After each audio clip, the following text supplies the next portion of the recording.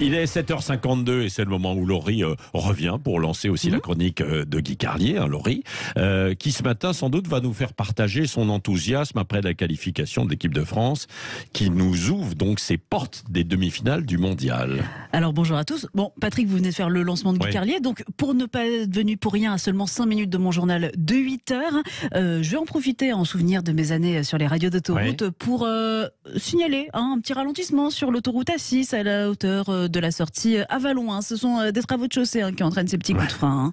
Oui, bon, alors, bonjour Laurie, bonjour Patrick, bonjour à tous. Ce matin, ne boudons pas effectivement notre plaisir après la qualification de l'équipe de France, mais il faut bien le reconnaître, la fête est un peu gâchée, l'allégresse est un peu assombrie en pensant à Vincent Lindon. Vous vous souvenez, quelques jours avant la Coupe du Monde, il était venu faire une promo à la télé dans l'émission C'est à vous, l'émission où on vient dénoncer les problèmes du monde la bouche pleine, dans laquelle il s'était engagé, malgré sa passion pour le foot, à boycotter le mondial et à ne pas regarder les matchs. Ce fut un grand moment de télévision. Il avait les mâchoires serrées de l'homme courageux, le regard de l'idéaliste qui fixait la ligne bleue des Vosges y prenant une voix de sociétaire de la Comédie Française. Il dénonça les turpitudes des Qataris. Lindon et Arditi, vous savez, sont des gars que les programmateurs ne prennent que leur promo que s'ils s'engagent à pousser un coup de gueule en fonction de l'actualité. Là, c'était le Qatar et il faut reconnaître, Lindon le sentait pas trop ce coup de gueule. Il aurait préféré les femmes iraniennes, mais Arditi l'avait fait la semaine avant et le Tibet n'était plus vraiment dans l'actu. Le Yémen, c'est pas porteur. Ça fait des années que les gars sont tués par les Saoudiens, tout le monde s'en fout. Il manque de charisme. Enfin bref, Vincent Lindon a donc annoncé les turpitudes qataris et donc annoncé qu'il regarderait aucun match. Et samedi dernier, donc, dans la quasi-obscurité de son appartement parisien, il a joué au Scrabble avec sa femme.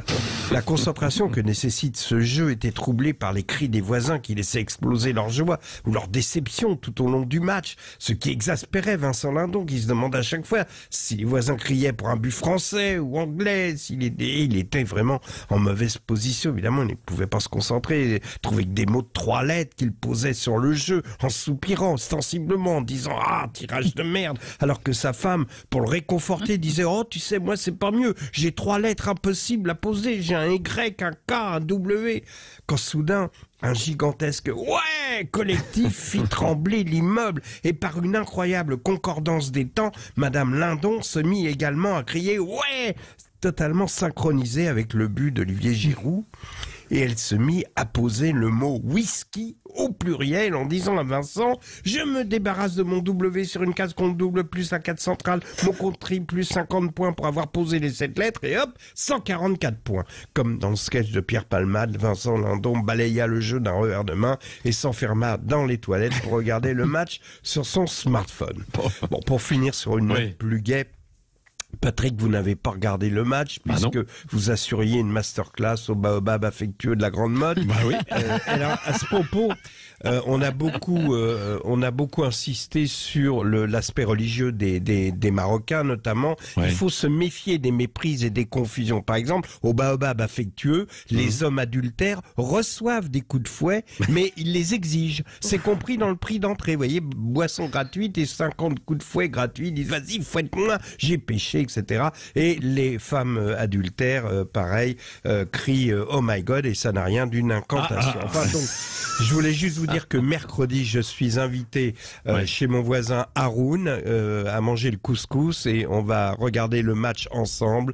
Donc, à tous les cons qui nous préparent des peurs pour mercredi, pensez à manger et à partager le couscous avec nos amis marocains. Et une chanson de fin, non, peut-être. Non, il n'y a pas de petite chanson de fin. Il y a une chanson de fin, un chef-d'œuvre, si on a le temps. Oui.